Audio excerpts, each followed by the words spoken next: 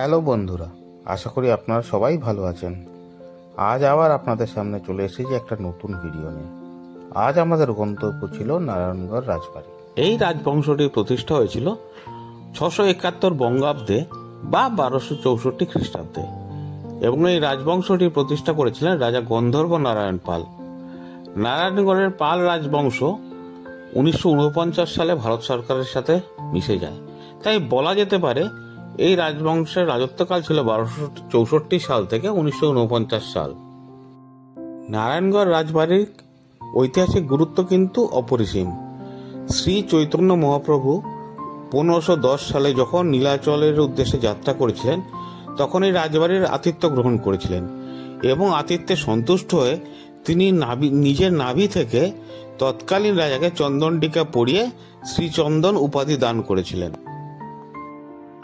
এরপর খুররাম মানে পরবর্তী সম্রাট শাহজাহান যখন তার পিতা সম্রাট জাহাঙ্গীরের উদ্দেশ্যে বিদ্রোহ ঘোষণা করেছিলেন তখন এই পথ দিয়ে তিনি যাচ্ছিলেন এবং সেই রাস্তায় পথ অবরুদ্ধ যাওয়ার কারণে এই পাল রাজবংশের তৎকালীন রাজা মেঠো পথ বানিয়ে তার লস্করের যাত্রাপথ সুগম করে দিয়েছিলেন এবং তখন তিনি তাদেরকে মারি সুলতান উপাধি দিয়েছিলেন।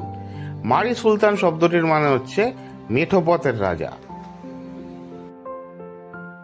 1764 সালে যখন মারাঠারা মেদিনীপুর আক্রমণ করেন তখন মেজর চ্যাপম্যান তার ইংরেজ সেনাবাহিনী যারা মারাঠাদের প্রতিহত করার জন্য সুবর্ণরেখা নদীর তীরে ছাউনি স্থাপন করেছিলেন তাদেরকে পর্যাপ্ত রসদ পৌঁছানোর জন্য এই নারায়ণগড়ের রাজপরিবারকেই অনুরোধ করেছিলেন।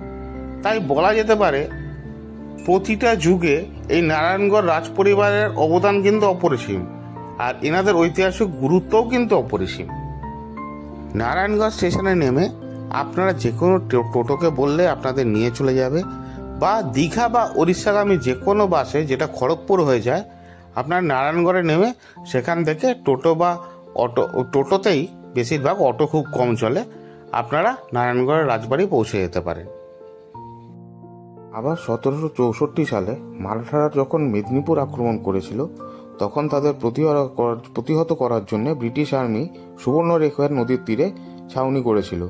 British army officer major Chapman তখন এই রাজবংশের তৎকালীন রাজাকে অনুরোধ করেছিলেন যে উনি যাতে ব্রিটিশ আর্মিদের প্রয়োজনীয় রসদ সরবরাহ করে তাদের সাহায্য করেন। কাজে এই পরিবারটি বহু প্রাচীন বহু ঐতিহাসিক গুরুত্ব এই পরিবারটির রয়েছে।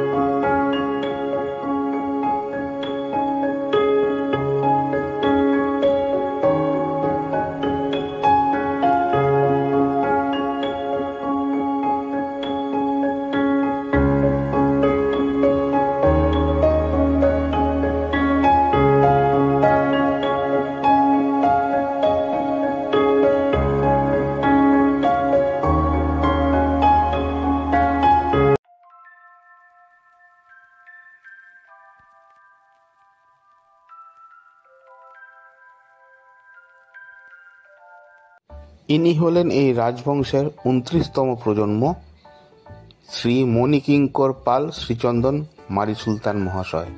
আজ আমার ভিডিওটি এখানেই শেষ করছি। দেখা হবে, কথা হবে আবার পরের ভিডিওতে। টিল দেন আপনারা সবাই ভালো থাকবেন, সুস্থ থাকবেন, ঘুরে বেড়াবেন। আর আপনাদের কাছে আশা রাখবো যে আমার ছোট্ট চ্যানেলটিকে আপনারা লাইক, শেয়ার, সাবস্ক্রাইব করবেন। আবারও বলছি, ভালো থাকবেন। নমস্কার।